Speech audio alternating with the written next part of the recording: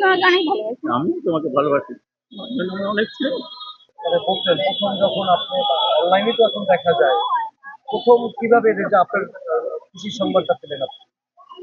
হ্যাঁ, আজকে তো আমি সকাল 7টা থেকে আসলে ফোনের সামনে বসেছিলাম।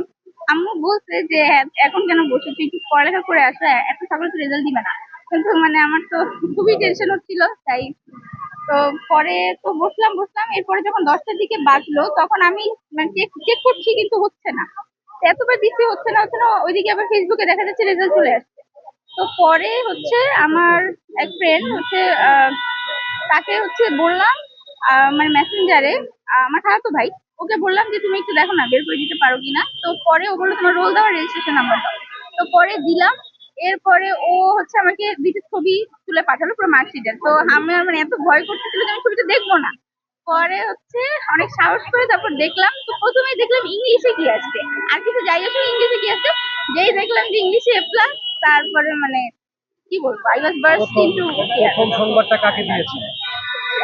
প্রথম মানে প্রথম সংবাদটা কাকে সংবাদটা, বলতে? খুশির সংবাদটা কাকে দিয়েছেন? আব্বু তো পাশেই বসা ছিল, আব্বু শুনলো আর হচ্ছে আম্মুকে দিয়ে। তখন আপনার অবস্থানটা কি ছিল, আপনার বাবার অবস্থা কি ছিল, আপনি কি আমরা সবাই কাঁদছি, সবাই কাঁদছি, ও কাঁদছে, আমরা এত কষ্ট ক্লেশ, এত সাধনা, যথেষ্ট চেষ্টা করছি। কার সাপোর্ট বেশি? আব্বু আম্মু দুজনেই। কি বলতে চান বাবা আপনাকে? বলবো যে আহ, মানে আসলে বলার ভাষা নেই।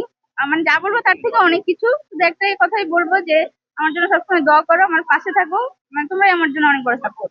এত পরীক্ষার রেজাল্ট ভালো করেছেন, নেক্সট পরিকল্পনা কি? আহ, অবশ্যই ভালো কিছু করার, ঢাকা ভার্সিটিতে চান্স পাওয়ার ইচ্ছা আছে ভালো সাবজেক্টে। আর বড় হয়ে ভালো কিছু অবশ্যই করতে চাই নিজের বাবার পাশে। কথা বলছেন, বাবা অনেক কষ্ট করে, বাবাকে কি করে বাবা হচ্ছে বাবার আমরা বলতে পারি না, হ্যাঁ, এটাকে বলেছেন কখন?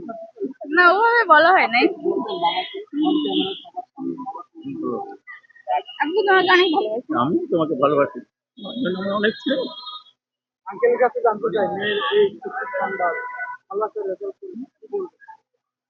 এটা আমরা ওর যে মেধা, তাতে আমরা আশা করেছিলাম যে একটা ভালো কিছু করবে।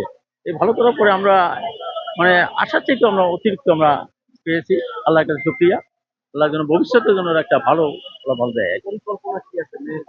মেয়ে পরিকল্পনা হলো একটা ভালো সাবজেক্ট নিয়ে ভার্সিটি করা, এটাই ওর পরিকল্পনা। ও কিন্তু এসএসসিতেও গোল্ডেন পাই, এসএসসিতেও গোল্ডেন ছিল। বাবা মা সঙ্গে থাকে, প্রশাসন ক্যাডারে যাবে, আপনার স্বপ্নটা কি? ও তো শারীরিকভাবে একটু অসুস্থ, একটা ভালো সাবজেক্ট নিয়ে পড়াশোনা করলে ভালো, একটা মোটামুটি একটা ভালো সাবজেক্ট নিয়ে যদি পড়াশোনা করে তো হয়তো একটা ভালো যেতে পারবে, বিসিএস দেবে বা ভালো একটা কলেজে যদি ভালো চান্স হয়। ওই এই যে আপনি বললেন শারীরিকভাবে, মানে এটা কি উদাহরণ হিসাবে থাকবে না অনেকের কাছে দৃষ্টান্ত হ্যাঁ, এটা দৃষ্টান্ত, এটা দৃষ্টান্ত। আমি মনে করি ও যে কষ্ট করে লেখাপড়া করছে, ও যখন টেস্ট পরীক্ষা দেয় তখন সে ইয়ার থেকে আপনার কি বলে এবার কি হাসপাতাল থেকে অপারেশন করে আসছে। ওরা কিন্তু 7-8 বছর ধরে ভুগতেছে। আমরা কিন্তু ভেলোরে চিকিৎসা করছি অনেক দিন, প্রচুর টাকা পয়সা খরচ করছি, ওর দিকে তাকাই না, আমরা টাকার দিকে তাকাই না, ওর জীবনটাই এলো আসল। তার ভিতর সে রেজাল্ট করছে, আমরা অভিভূত, এটা কল্পনাতীত। তাহলে আঙ্কেল আমাদের যে অসুস্থ অবস্থায় যে পরীক্ষা দিয়ে ভালো রেজাল্ট করে, এই অসুস্থ অবস্থায় তো হ্যাঁ, অসুস্থ অসুস্থ তো অনেকদিন যাবো অসুস্থ, তার ভিতরেও ভালো থাকে মন্দ থাকে, সব মিলিয়ে দিয়ে ভালো রেজাল্ট করে। ওর অস্থির স্যার কেন, ওর হার হয়ে গেছে, এটা কিন্তু ট্রান্সফার করা, আর কিন্তু তার ট্রান্সফার করা। বলি না সবার কাছে, বলি না আর কি, অনেকেই জানে না, বান্ধবীরাও জানে না, তবে অনেকদিন কষ্ট করছি, বুঝতেও দেই না, জিজ্ঞাসা করলে কেউ বলি আর কি। মেয়ের জন্য সর্বশেষ কি বলবো? মেয়ের জন্য দোয়া করি, আল্লাহ যেন আমার সুস্থ রাখে, আজীবন সুস্থ থাকে, সেটাই চাওয়া।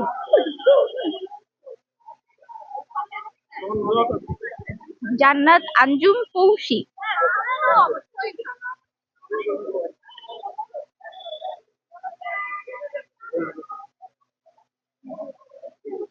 ফলটা দিচ্ছেন নাকি?